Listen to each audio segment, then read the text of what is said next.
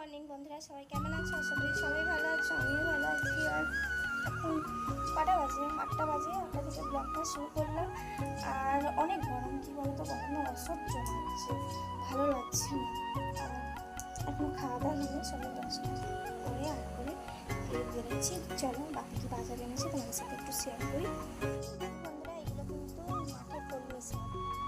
দেখো, কেনা কলমি শাক নয়, যে মানে পড়ে থেকে যে কলমি শাকগুলো হয় না, এই কলমি শাক খেতে কিন্তু অনেক টেস্ট।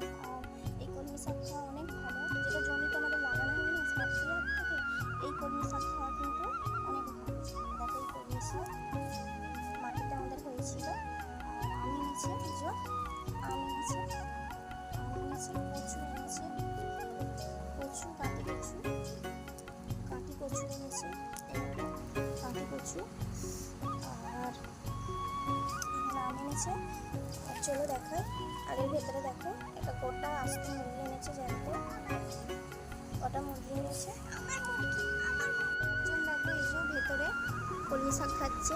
দেখো, দেখিয়ে দিই। এই যে পাপা, বুঝ বাবা, এইদিকে এইদিকে এইদিকে এইদিকে এইদিকে। ওরে বাবা, ওরে বাবা, ওরে বাবা, বুঝ বাবা, বুঝ বাবা।